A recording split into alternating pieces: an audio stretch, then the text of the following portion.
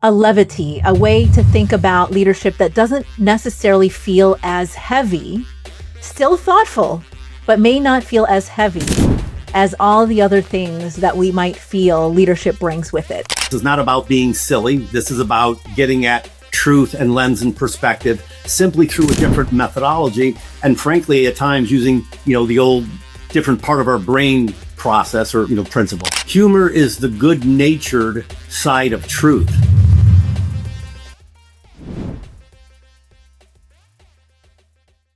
What if the fastest way to resolve workplace tension wasn't another difficult conversation, but well-timed humor? Today, we're exploring something most leadership development training doesn't consider: how humor can be a powerful tool that can contribute to the psychological safety and resilience of teams and leaders that we desperately need right now. And you are going to discover when humor is best used, what tools you might be able to use for productive humor, the research behind it, and maybe some positives and negatives, how to think about when you use it, how you use it. So this is going to probably feel like a levity, a way to think about leadership that doesn't necessarily feel as heavy, still thoughtful, but may not feel as heavy as all the other things that we might feel leadership brings with it. Hi, it's Dr. Mira Brancu, and welcome back to the Hard Skills. And today, this is the second part of our Humor in Leadership series.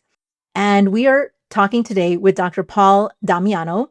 Dr. Damiano holds a PhD in organizational psychology, has been president of GoodWorks Consulting for over 18 years.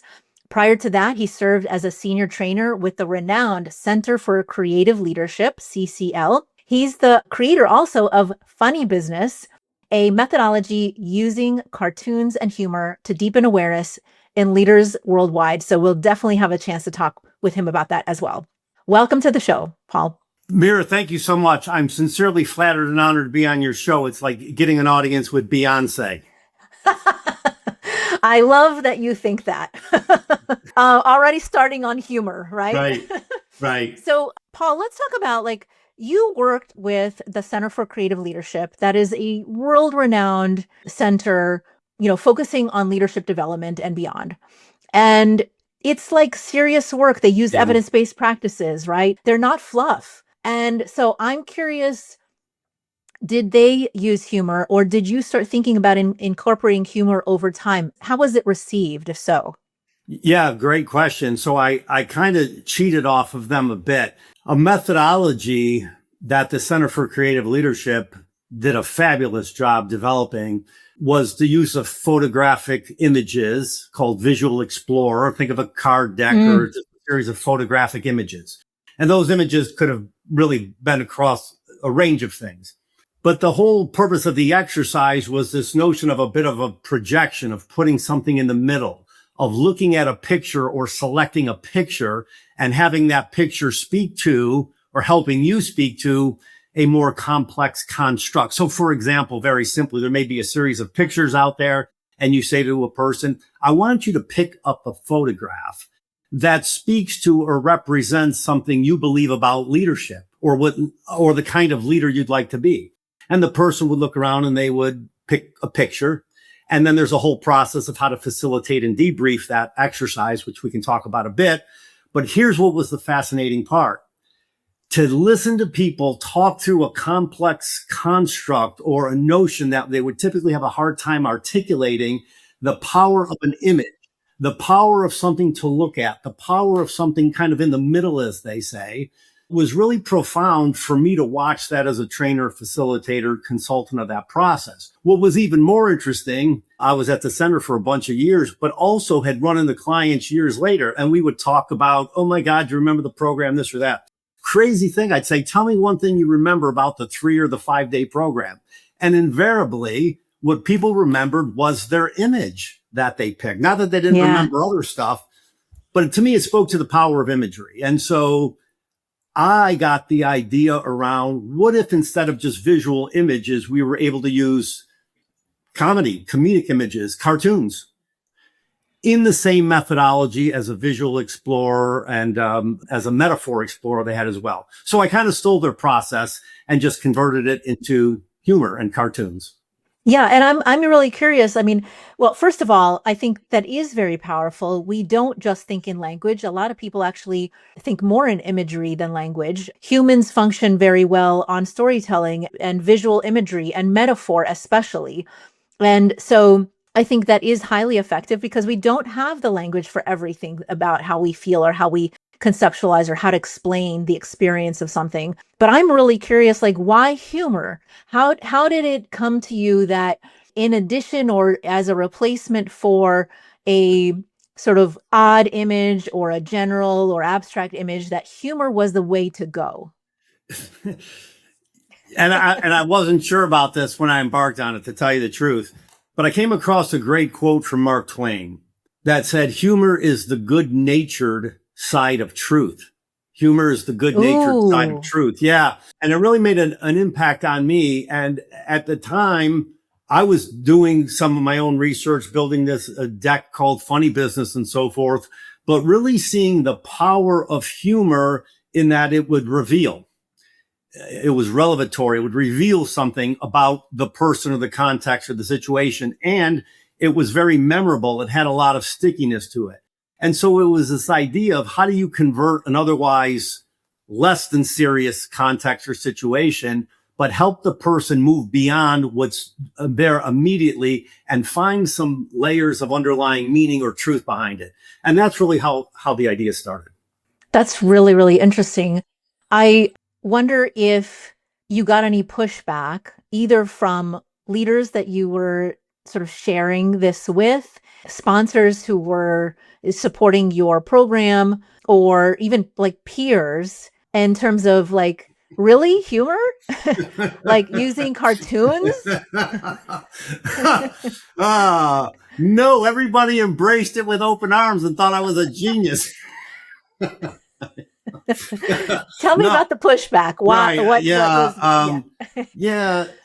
So, yeah. And I think there was, and there still is to some degree, right? And I think, look, honestly, it's well intended, it's well received, and I think it helps me improve my process and what I do. But I think it's like anything else. It was so different for people. They just didn't know how to react to it. And the biggest concern was they thought it was going to just be silly, that it was just going to be nonsense. Yes. That this was going to be comedic, that I was going to come in and, and so same explanation I just gave you in the audience. When you link it to research, when you link it to process, when you link it to other methodologies in leadership development that have proven to be very successful, that's your best audience. When you can say to someone, hey, this is analogous to what you did with Visual Explorer. This is analogous to what you did with Metaphor Explorer or Values Explorer, these other methodologies. So it's a lot easier when someone's had some practice with that. I would say the other thing is, and I've said to clients, I would just ask for your faith or your trust. Please give this a chance. But that's what I would tell them. This is not about being silly. This is about getting at truth and lens and perspective simply through a different methodology. And frankly, at times using, the old different part of our brain process or, principle. Yeah, I would guess also, though, what I'd be curious about is, so it's one thing to show, somebody random image of a field, let's say, right? It actually brings a little bit more vulnerability to show somebody a humorous, right, image and see how they react or what they interpret out of it. And I'm curious, like, is that vulnerability piece something that is a positive that you use? Is it something you have to work into? What is your thought on that? Yeah, so wonderful. So, Mira, I think that's actually, if there's this kind of a secret sauce behind it, it's just that, which is ironically, just by the process of using a tool like that, you are building another leadership competency, at times unwitting to the leader, which is vulnerability and openness and self-awareness. We know these are very important for leadership effectiveness. And so the Funny Business methodology helps to build those. Now, I would typically not use this methodology necessarily early in a process until I've built some trust, till I've built some credibility, till I've built some momentum with the client. And so when I introduce something like this, hopefully they're kind of in a in a place of seeing me as a professional and not a clown.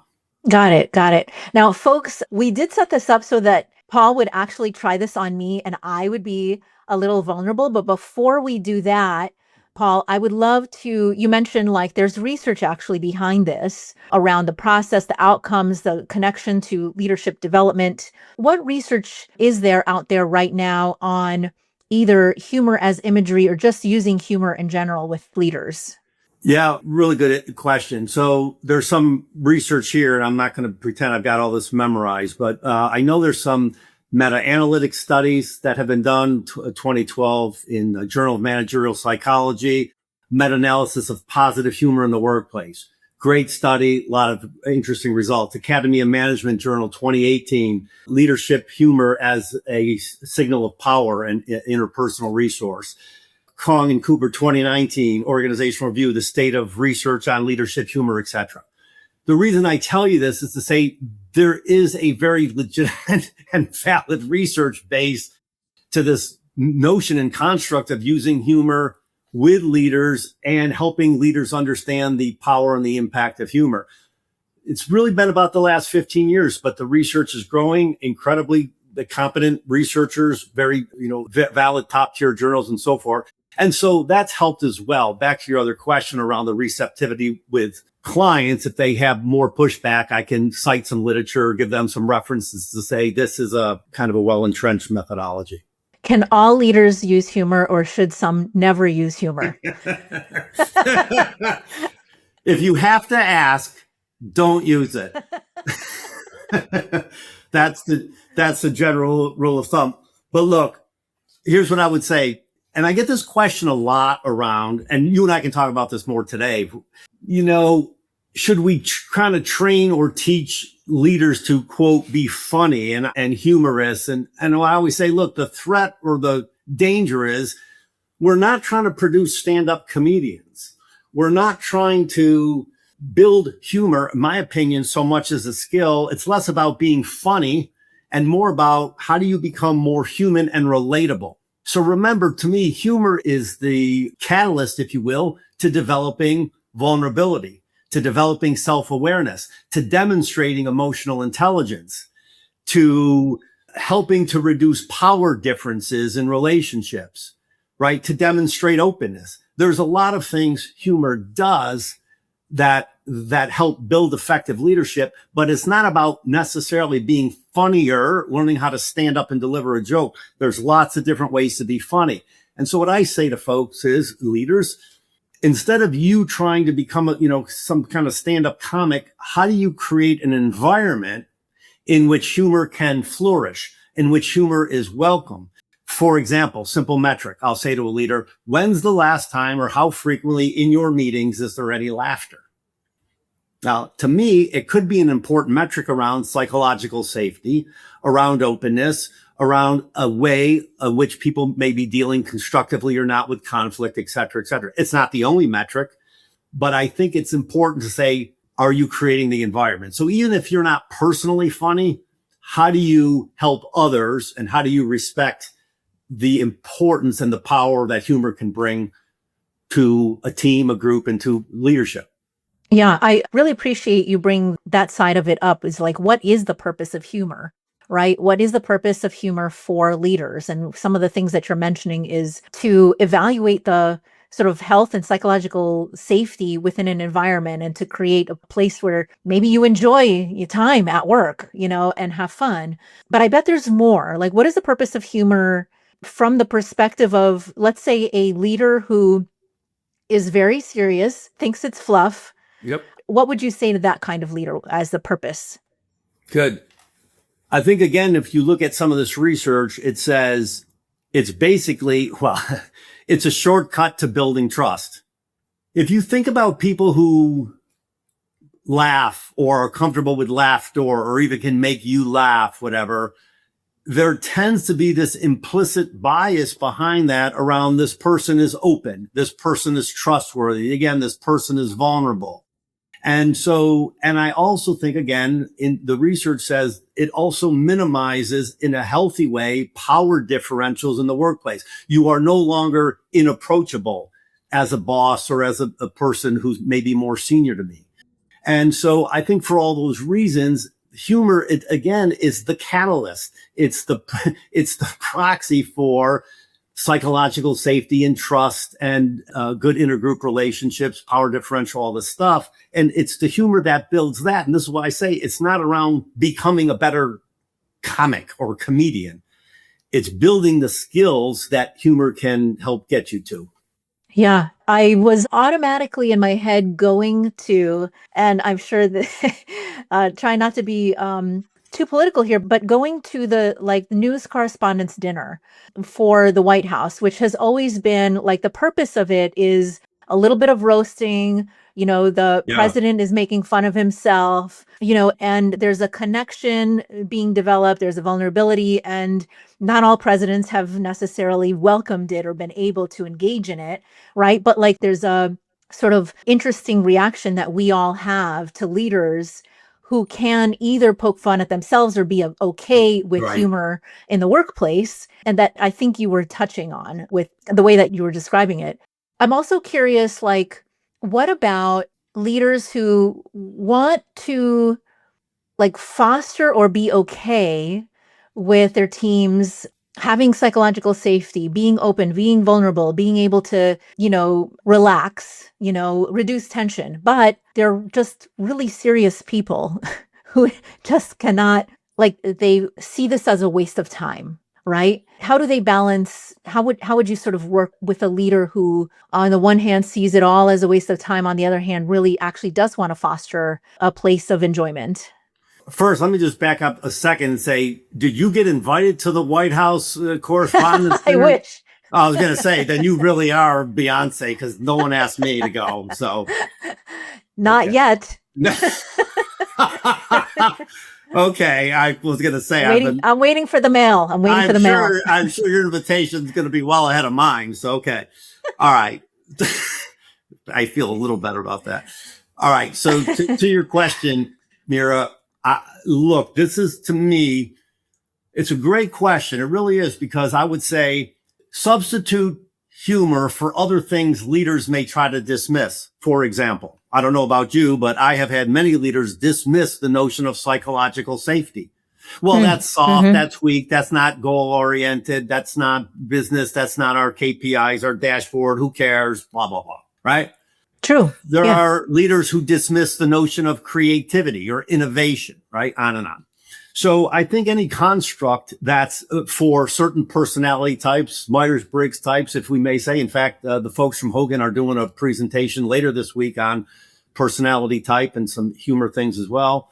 I'll be interested in that. But it's to say this, I think it's no different as a coach trying to help those people understand, again, take psychological safety. There's a pretty robust research base now of the importance of that and the link to that to business outcomes and the importance of it in human relations as part of the workplace. And so what I would say, it's kind of in that way no different than coaching anybody else, coaching other people who dismiss categorically things that we know from our research and our experience are important for leadership effectiveness.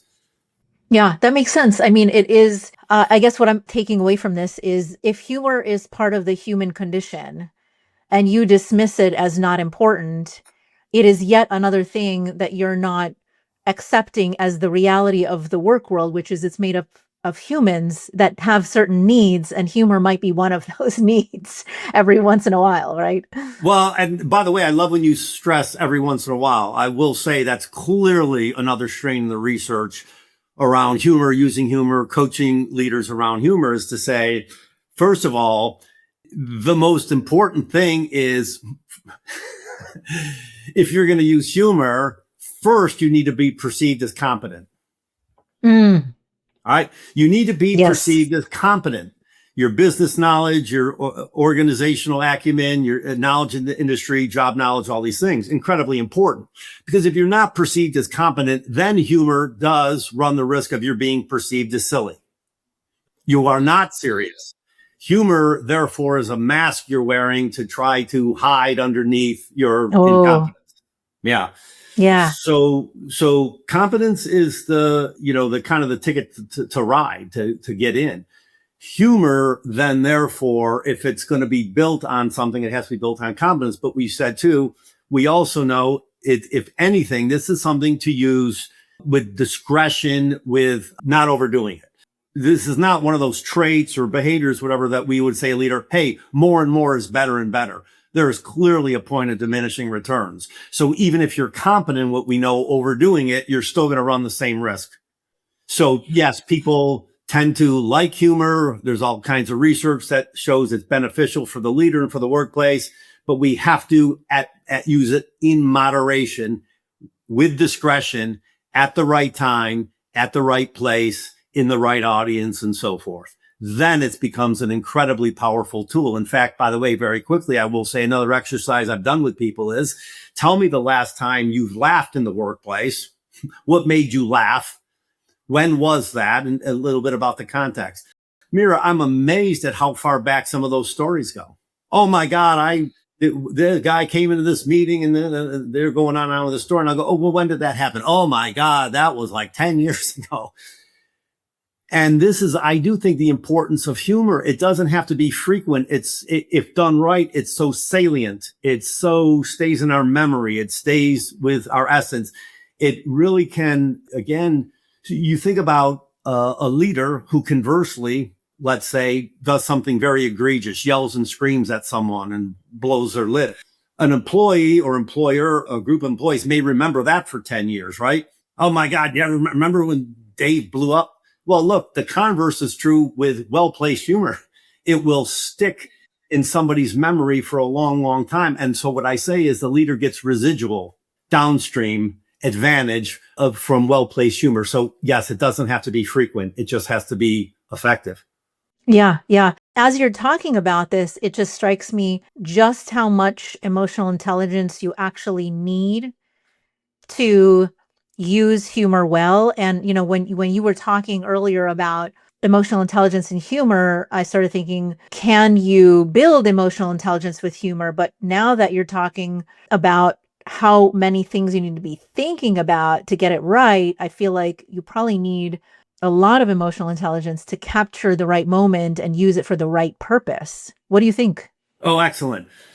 Good. I think it's a little bit of both, if I can, say this. Yes, I think you need a degree of emotional intelligence in order to utilize, deploy, understand when humor and how it's going to be effective and so forth. However, I also think in using that humor can also build EQ in this way, only if you use humor the way we would teach using something else that you're trying to build a skill in, which is what? First of all, do some research up front. So if you're not sure, don't stand up and tell some spontaneous story that you've never told before that hasn't been field tested, right? So what I tell folks is, if you're going to try to use humor, find a person or two, try something out first. That's a demonstration of EQ. Okay. Try it a smaller audience. By the way, this is also a great thing to get feedback on, right? Hey, you may say to someone after a meeting, I told that little story or joke or showed that cartoon in the meeting. I would love your honest opinion about how that landed, not only with you, but how you think it landed with the group, and what kind of mood did it create or not create. If the leader's willing to get feedback on his or her humor, as they would hopefully be on other behaviors and skills they're trying to develop, then therefore we develop more EQ. If we block off the feedback mechanism from that, then yes, I think we're kind of at the mercy of what we think is going to be effective in that context, in that moment. And it may or may not be. Yeah. And, Daniel Lattimore and I, in the previous discussion, the previous episode, also talked about like culture, how humor is highly contextual and specific to culture. And I was sharing with him how I was trying to teach an ESL class humor, and like my favorite kind of humor is slapstick. So I was showing them like this Mel Brooks movie. It didn't land at all. Trying to explain what was happening did not work at all. It was such a failure.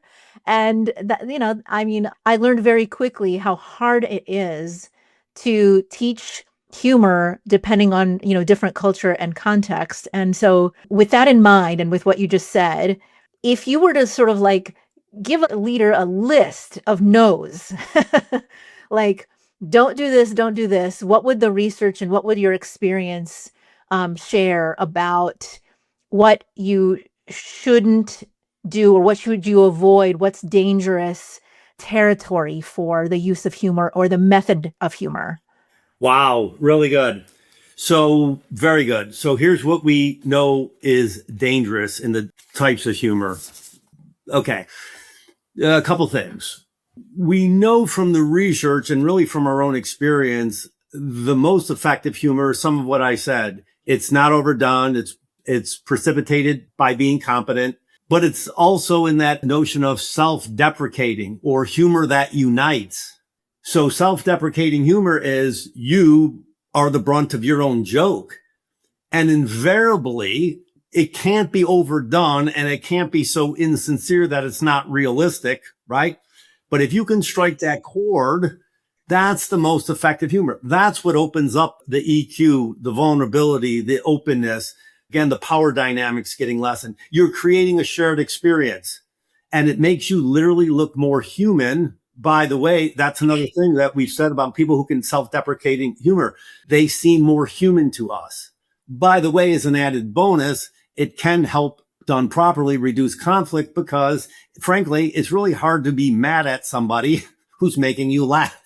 Mm-hmm, mm-hmm. Yeah. I learned this in fourth grade with my teacher. I would just try to get out of trouble by using Nice. it. I know it worked well for a few years.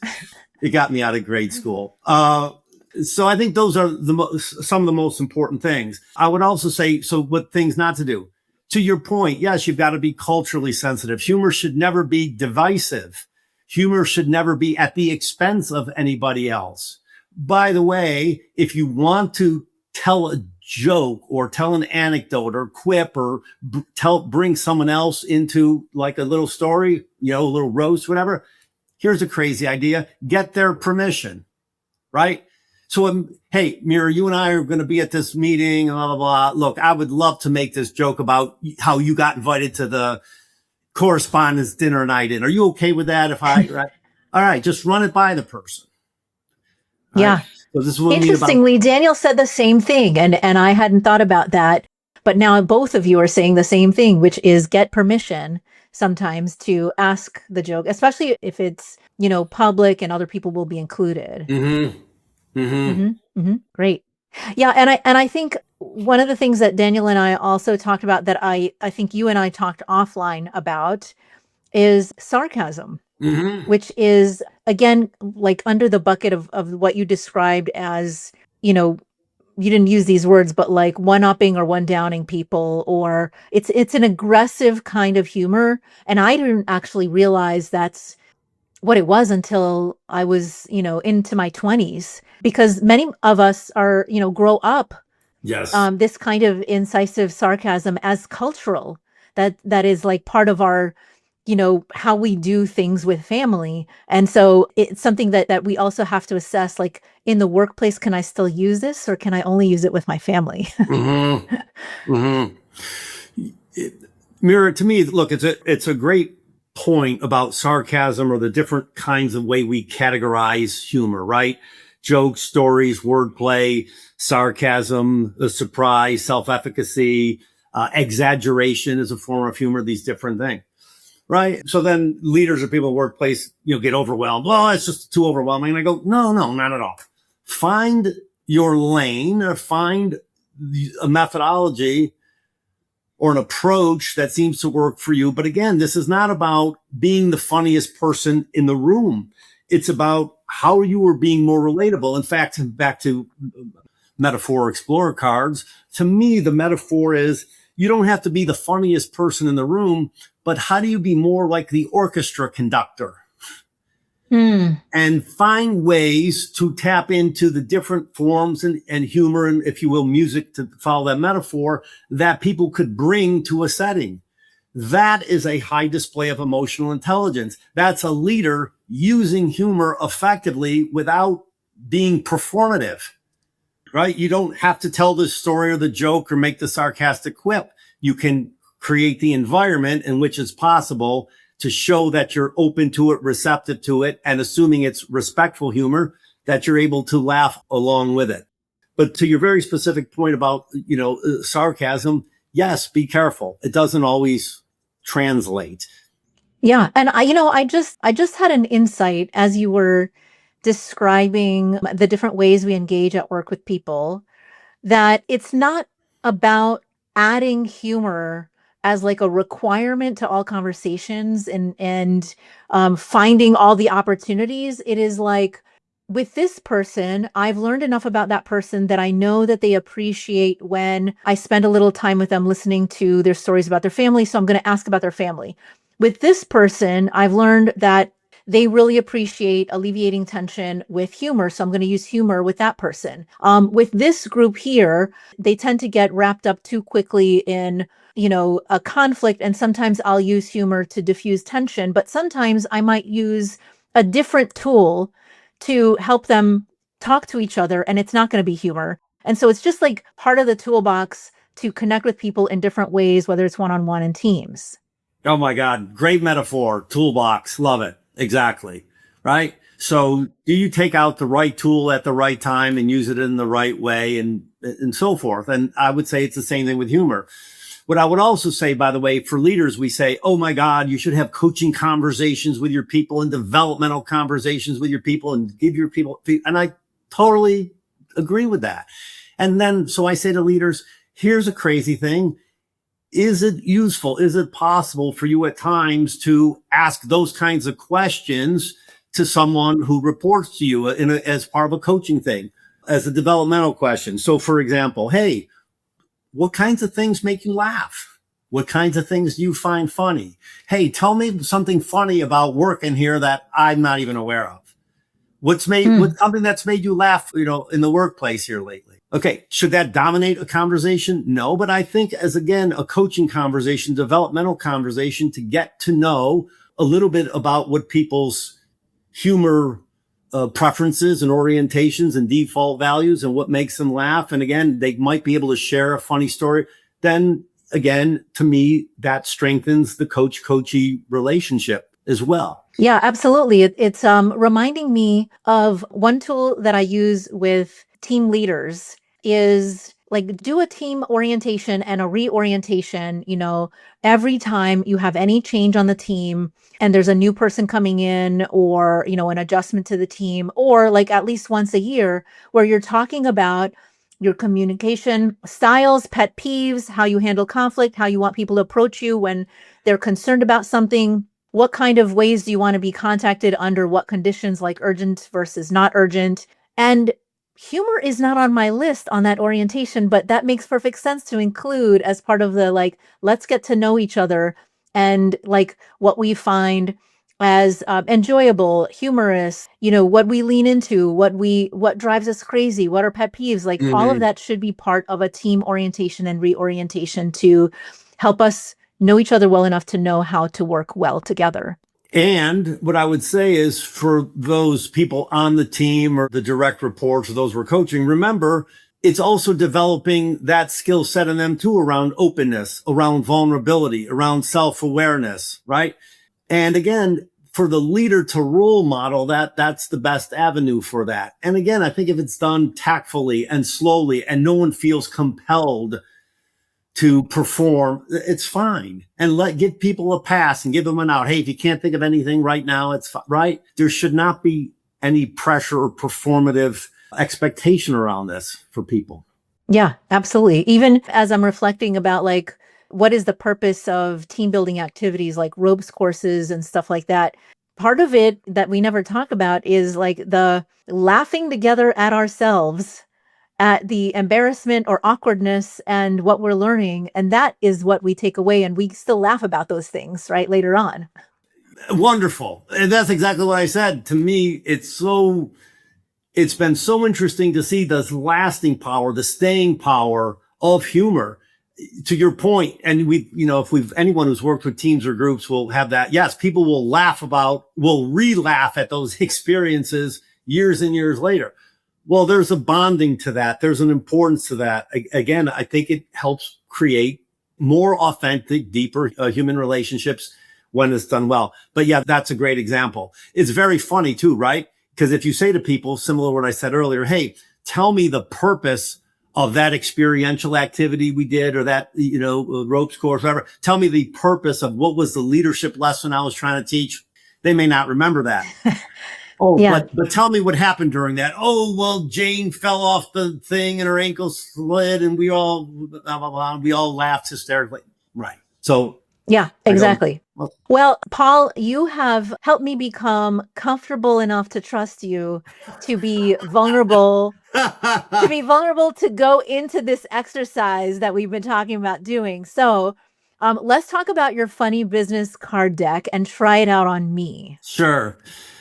Well, the funny business card deck is literally that. It's a series of cards that I printed on 4x6 cardstock. And what these are, Mira, they are curated cartoons that were from public sources and websites and this so forth, that I compiled legally, by the way, and paid all the fees and the copyright things to get the cartoons. Oh, nice. Yes. I mean, you can say that I'm, not much of a comedian, but I'm no thief either. So, but what was interesting about compiling these cartoons, one of the people who was a big help for me was Bob Mankoff. If that name doesn't sound familiar to folks, he was the cartoon editor for years at the New Yorker. Bob Mankoff is the one who decided what cartoons got into the New Yorker. And Bob was really helpful. And I told him what I wanted to do and use this as coaching. And he said, Paul, look, for what you want to do, you want to find cartoons that do a couple things. One, it's more important that they're aha funny than ha funny. He said, your goal is actually, you're not trying to make people laugh. Your goal, from what I understand, is you want to lead people to deeper awareness and insight. And through this coaching methodology and everything, he said, so pick cartoons. Don't worry about if they read them and they don't laugh. That's actually not important. I go, oh, well, that's interesting and true. Very interesting. Yeah. And then he said, look, the cartoons themselves, for what you want to do, need a benign polarity.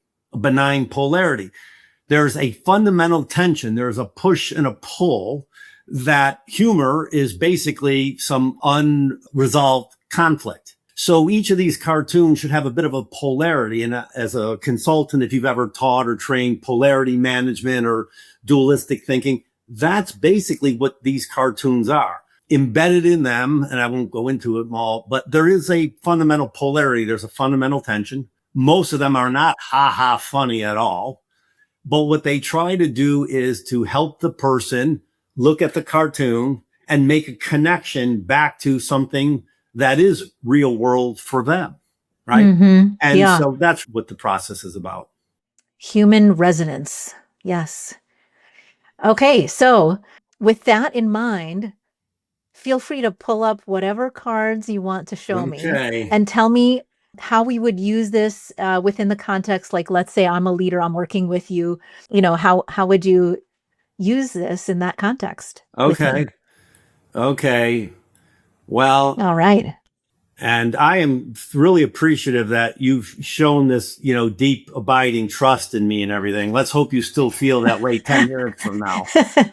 I'm scared and nervous, but I'm also very intrigued and excited. Yeah, it's basically a harmless process. So, Mira, for you, we're going to cheat a little bit. And for you, I'm going to tell you my evil secret methodology up front. All right. So here it is, using cartoons as a coaching tool. It basically says this: I want the client, you in this case, to pick a cartoon, and I will set that up a bit in an abbreviated context here today. And then I'm going to ask you a framing or trigger question about that cartoon that will become apparent. And I may ask a couple. And then I'm going to ask some follow-up open-ended questions or probing questions about that cartoon. But the real important connection here is the third part. I want you and I to look for themes and patterns and help you to make connections back to work. What's the relevance of the cartoon? What's the relevance of the polarity, right? What's the relevance of if you had any aha? That's really it. So the process is simply this, right? You with me? Great. All Yes. right. So what I would typically do is, and I'm not going to spend time here doing it, but we would have done all the things I've already talked about, hopefully built up some credibility with you, explained this tool and how humor and research, all this stuff, right? I would ask you if you're comfortable doing this now. I really would. I'd say, hey, Mira, you're willing to go out on a limb here and, work another side of your brain or something. And of course you would say, yeah. And I'd go, okay. And I would, at a very high level, explain the methodology just like I did to you. All right. So then what I would do is typically show people a series of cartoons. Now, I know many of you are on the podcast. Are not going to be able to watch this. I'm going to show Mira 3 cartoons. They're very easy to understand. So I'll explain what she's seeing as I'm showing them. So the question first, I would say, Mira, I want you to pick out a cartoon that speaks to you or resonates you in some way, right? Mm-hmm. Maybe you see yourself in the cartoon. Maybe you see one of your coworkers in the cartoon. Maybe the cartoon represents a key challenge or leadership issue you're facing. But in some way, Mira, the cartoon speaks to you, resonates to you. And here's my honest question. Does that make sense to you? Yes. You're good with that. Okay. All right. And I tell people you generally don't need any more instruction than that. So then I would have you pick from a series of cartoons and the first one. So the first one depicts a football quarterback, one would think, who is in a huddle around his players, and the quarterback is standing up and one of the other players is kind of standing up a bit, looking at the quarterback, and the quarterback is in the middle of a filled stadium, obviously in the middle of the game. And the caption is simply, but what if that guy in the bleachers is right? What if I do suck? Cartoon number one. Right. Cartoon number two just depicts man in his office. He is laying down, face down on the floor. That's it. Just his desk is behind him. And this caption is, help. I've fallen into obscurity and I can't get up. Mm. And cartoon number three is a boss talking to his would appear to be a direct report. The boss has a bit of a stern look on his face, and the direct report has clearly a big, broad, fake, inauthentic smile on his face. And the boss is speaking, and the boss says, very good. Now go out there and convince others. All right? Yes. Right. So, Mira, tell me which of the cartoons resonates with you, speaks to you, and I don't even need to know why right now, but just tell me which one do you connect with? Yeah, I think although all three resonate at some level, I think the first one with the quarterbacks is probably the most resonant. All right. So let's go back and put that on the screen. All right. So now I would go, Mira, first of all, just tell me what you see in this picture. Truly, just kind of describe what's here. I don't want you to tell me why you picked it, but just give me a bit of an explanation. What are you seeing in this cartoon? Yeah, I would describe exactly what you described, which was a bunch of football players all in a huddle, quarterback standing up, another player, they're having a conversation. So another player is sort of like standing up-ish with lots and lots of people in the field, packed field. And the quarterback asks, what if that guy in the bleachers is right? What if I do suck? All right. Excellent. Mira, tell me why why did you pick this one? What is it about it that resonated with you? Yeah, I mean, I think number one, the quarterback is, kind of the player who is guiding the rest of the team. And so I just sort of see him as a high achiever. I'm a high achiever that works with high achievers, that works with usually subject matter experts who have elevated into position of leadership. And yet so much of our experiences, my experience, is, nothing is ever enough. I'm always elevating. I'm always working towards something more. I'm always, trying to improve. And therefore, I'm always identifying where things are not working instead of all of the many ways I've already succeeded. I forget about that. I lose track of it. And so do many of my clients. That's why I'm writing an entire book about this. And so that's really why it resonated. All right. So let me ask you: Do you resonate mostly with the quarterback character, the speaker? That so you see yourself Yeah. as that? Okay. In this image, one of his teammates, the number 5 character here, is kind of standing up, talking in a bit of show of support. If I were to ask you, so Mira, who's in your huddle, or who would be your support that when you struggle with this or feeling this or you sense this, who is it that you can talk to? Who's in your huddle, if anybody? Yeah. Oh, so many people. I mean, number one, my spouse and I actually walk every night through the neighborhood and basically coaching each other. And so, like, often these kind of things basically come out practically every night, one thing or another, right? And then there's a lot of colleagues who are also in my space and highly successful. And we've learned to be open and honest and vulnerable with each other.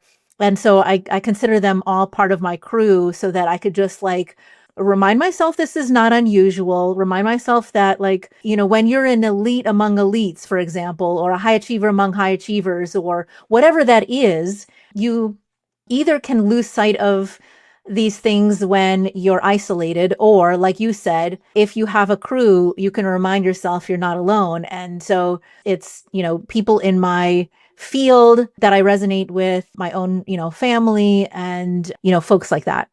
Mira, the caption of this says, what if that guy in the bleachers is right? What if I do suck?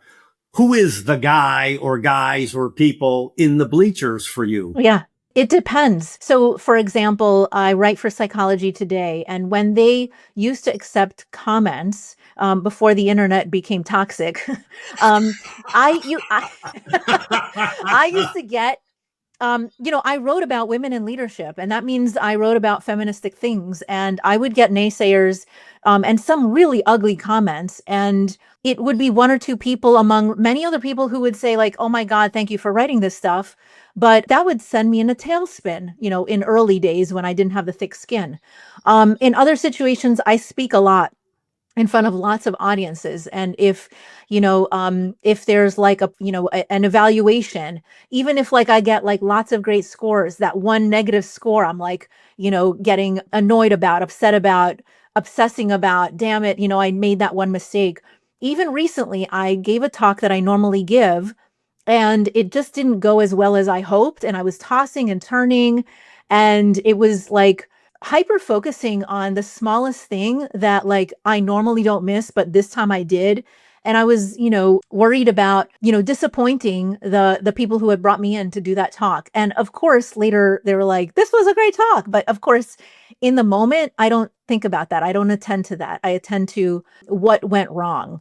So those are like 3 experiences with that. Really good. Let me ask you one last question about this, Mira. If you had to recast this cartoon, would you change the caption or the image at all? In other words, so when you talk about this dynamic a bit that you're certainly cognizant of, aware of, are you okay with it? In other words, does this cartoon need to change at all? Is this something you've just accepted, that this is part of this dynamic that you feel or have felt in certain contexts in your professional life? Or would you like to change the cartoon? And if so, what would have to be different in this picture for you to move off of the way you currently respond? Does that make sense? I think so. I mean, at its base level, this I wouldn't change anything Okay. because this resonates. But if you're asking like what I might adjust to also appreciate the sort of reframe I normally do after this event, right? Or how this might sort of like help me over time, it would be that yes, this is the first thought. And then there's like many other thoughts after that, after the conversation with that guy, right? With my other team member or whatever, which turns it into, yeah, but look at the rest of the fans, right? Or yeah, but that's one thought. and that is not your reality? Or what if I do suck, but what if I don't? Like there's so many ways to reframe this. And that's like a lot of how I think about also working with my own clients is what is the reframe or the perspective we're not taking in. And that is the thing that is coming up in this cartoon as well. Well, really well done, by the way. And let me just say, so thank you. You're officially done with me beating on you on this. I would say I've actually had another client talk about this image and said, yeah, Paul, if I had to recast it, one of the things I would do different, I realize this person, me, the quarterback, is having these thoughts and doubts and getting in the swirl in the middle of the game. The game's still going on. Oh, right. And so they said, good. hey, if I had to recast this, and I don't know if the dynamic's ever going to go away, I would at least want to be in the locker room when the game's over saying, maybe that guy was right. I did suck today, but I don't want it to keep affecting my performance during the game. And so our coaching became, Paul, can you help me work on I love being that. consumed by thoughts like this during the game, at least? Yeah. But I really like how your client saw that as the unlocking of the next step with you. Mm-hmm. Seriously. Thank you for role modeling vulnerability, openness. In case your listeners are curious, no, we did not rehearse that. That was legitimate. Nope. Risk and vulnerability and openness. And that's a bit of just how that process would work. So thank you for. Yeah. So what you're saying, Paul, is I was perfect and I made no mistakes whatsoever. And I will not be ruminating on this later on. Right. You won't be, but I'll be ruminating on all my mistakes that I've made. So that was super, super fun. I really love this. I'm curious before we close out and bring all the learnings together. When do you think about using this with leaders as a tool? Like how do you make that decision? Well, first of all, I will say this particular tool, and it's not the only tool out there, by the way, but it can be done with individual leaders. It can also be used with teams. It's a very effective team development tool because what you can do is put out a number of pictures and then you have people select either anonymously or not, depending on the environment. I have a number of cards that have to do with team dynamics, team development, team psychology, team effectiveness. So you put out your team's cartoons and you may say, hey, I want you to pick a card, same kind of setup that resonates, etc., blah, blah, blah. That speaks to your experience of an important way you would experience this team. And it's amazing if you put out 10 different team cards and one or two of the cards predominates, you have a very rich discussion to go, same thing. Let's peel away this polarity or duality. What's the aha that you're all having, or the ha, as the case may be, right? And so it can be used in teams. I've even done it in big workshops. You got a room of 100 people. You could lay out a bunch of cards on the floor and say, hey, pick up one that speaks to the culture, the corporate culture here.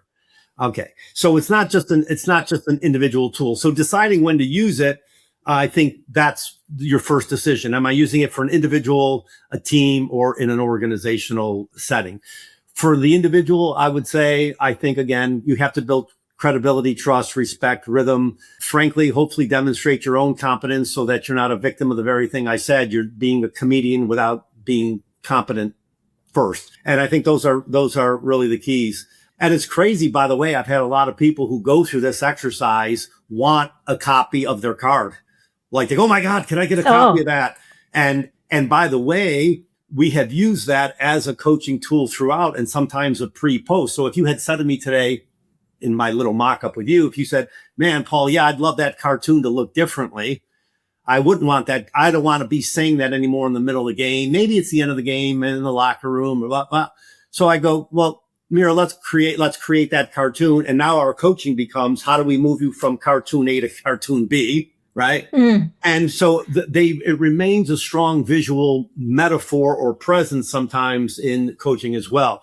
Quickly, let me just add around now I've created my own book of cartoons. I've got a lot of them. The reason I was able to do it is primarily through AI, artificial intelligence, because I can't draw. So I come up with the themes, the speech bubbles, the thought bubbles, the characters, and I cheat and I have AI draw it. And the point of this is, Well, and I've already done this for clients. You develop a customized cartoon for them that puts them in the caption and speaks to coaching issues you two are working on. That can be really powerful and very appreciated by the client. Yeah. Love it. Love it. If you were to send one important message to our viewers, our listeners, about what's most important, what would that be? What is it that you want them to take away from today's conversation? Please know that humor may not be the most important trait, characteristic, behavior a leader can engage in, but I think it's disproportionately powerful. It's disproportionately memorable. Has a huge multiplier effect. This is not about you being funny or being a comedian. It's around, as we've talked for the last hour, how do you use and appreciate and deploy and create an environment in which humor is simply part of what you do as a leader and the environment that you're creating? So how do you become more human and relatable? Know that even your good faith attempts to use humor will be appreciated if they're respectful. So people always go, well, what happens if nobody laughs or such and such bombs? I go, good for you. Truly, quickly, late night comedians, right? Sometimes they'll tell a little story or joke, nobody laughs. And then that becomes the joke, how nobody got the joke or nobody laughed. And so then the comedian, if you will, in that context, still kind of gets points for being vulnerable and open. And okay. So I would say if you be aware of this and again, how do you, even if you have some discomfort around it, use it as coaching questions, use it as development questions, bring it in, have other people bring it into your teams or groups. You are more the orchestrator, conductor. You don't have to be the stand-up comedian. Love it. Love it. All right, folks, if you want to find out more about Paul Damiano, first of all, he's on LinkedIn, PAULDAMIANO. You could also go to his website, creategoodworks.com. And folks, what did you take away from today? You heard what Paul wanted you to take away, but you might have taken something really specific, something that you want to try. What is one small change you can implement this week based on what you learned from Paul? Share it with us on LinkedIn so we could cheer you on. And if you enjoyed this episode, remember, my love language, besides humor, is referrals, recommendations, and nice reviews. You can leave a review of the hard skills on your favorite podcast platform or on my new YouTube channel at Dr. Mira Brancu. And if you're looking for more personalized support around leadership or team development, you could also go to my website, gotowerscope.com, to schedule a consultation. And folks, together, we will navigate the complexities of leadership and emerge stronger on the other side, including using humor as one of those tools in your toolboxes. Thank you for joining me and Dr. Paul Damiano today on this journey. This is Dr. Mira Brancu signing off. And until next time, stay steady, stay present, stay humorous, and keep building those hard skills muscles. Thank you all. Thank you.